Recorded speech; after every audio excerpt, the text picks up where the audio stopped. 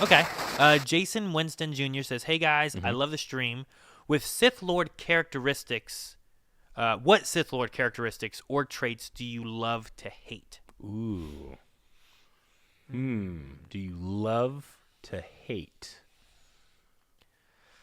That's a good question. I mean, power for power's sake. I mean, I get its utility in a fairy tale, but I'm much more.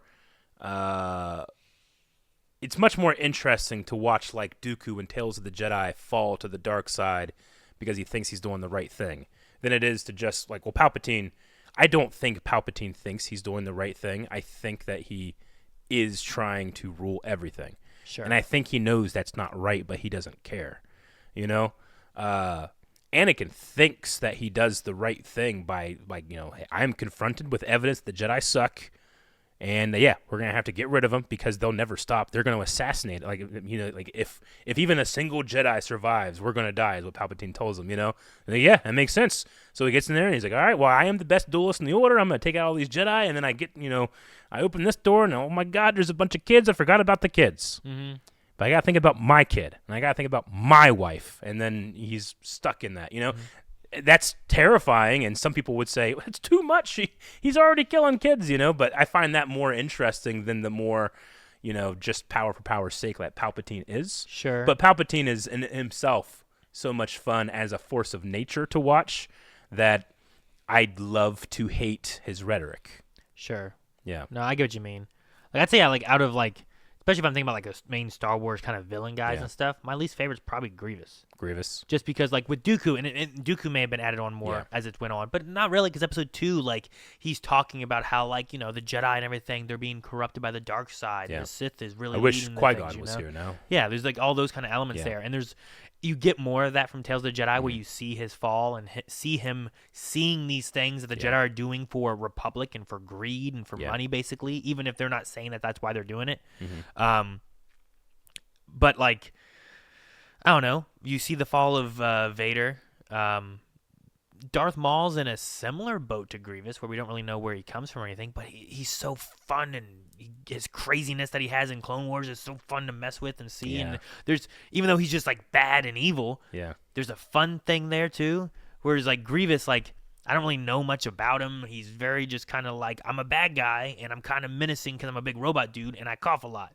Yeah. And I think when you look at Maul, Dooku, Palpatine, Grievous, Vader, when I think of the bigger villains of Star Wars, Grievous has always been one where I'm well, he's okay. Mm-hmm. He's not my favorite of the villains and stuff too. Yeah. He always just runs away because he's a coward. Yeah. So, but part of that could be that I don't have as much backstory with him as some other characters. Yeah. But I don't have a lot of backstory for Darth Maul either, Yeah. and I like Darth Maul a lot. But maybe that's my nostalgia bias from Episode 1 I think talking, so. He's also a lot more fleshed out now, so you bring that with you when you rewatch Episode 1. Sure. But think of everything we have of Grievous. Sure. From Episode 3 to him in Clone Wars, Yeah. I don't feel like we got much more on him as a whole either, Sure. Now, I mean, I could also answer this question in a different way, which is because Star Wars is a fairy tale, the bad guys have to be overly bad. Clearly, that's a bad guy. Yeah, they use terms like we use the dark side of the Force. And, any intelligent person is going to be we're the bad guys then, right? You want your bad guys to think they're the good guys. You want them to have passions and thoughts and rationality that what they're doing is the right thing to do. Mm-hmm. But when they throw around terms like use the dark side and, the ultimate evil, bad guys generally don't call themselves evil. Yeah. Sure. But because it's a fairy tale, that's some of the strengths of characters like the Sith, because children can look at them and instantly tell if they're bad or not, but also that's the brilliance of what Lucas did for the prequels, because he took the ultimate movie bad guy, Darth Vader, and made you care. Mm-hmm. He made 6-year-olds care about it, which is, some crazy stuff. Yeah. And you can't do that without a devil character and an angelic characters like the Jedi. You know? So you need to have Sidious be there and be enticing and be tempting and all that kind of stuff. And it's got to be a little overboard.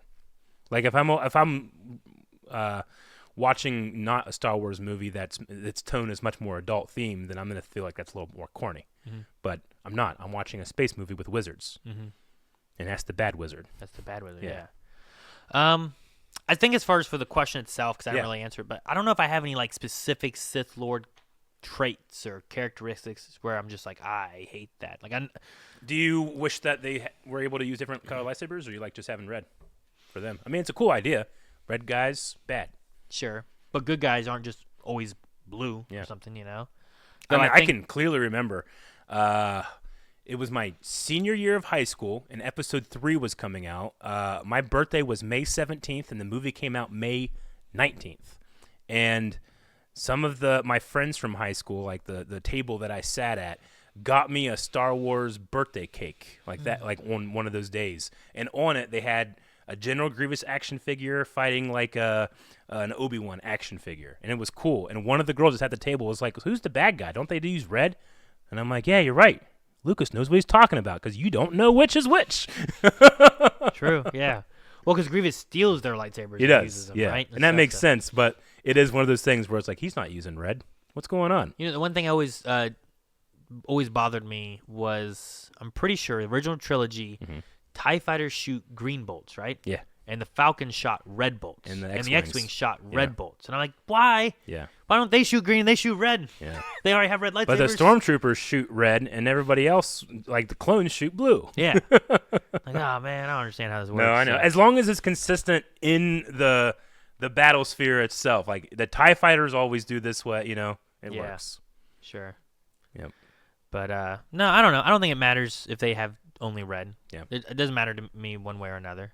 Because, like you said, Grievous. As long as they're not dark sabers, I'm fine with it. And you have Fallen Jedi sometimes, and they use them. You know, like I was wondering what, Balin, is that right? Balin Skull. I was wondering what saber he was going to use. Yeah. Because I wasn't sure exactly where he was going to be set whenever we heard about him and stuff like that too. And then like trailers and things showed red lightsaber. I'm like, okay, well, I guess. I mean, technically, it's like a deep orange. Oh, is it? It also has like more orange core, but. Like, if you compare it to, say, Anakin's Vision red lightsaber, it's a little different, you know? Yeah. But I don't think it bothers me either way. Yeah. All right.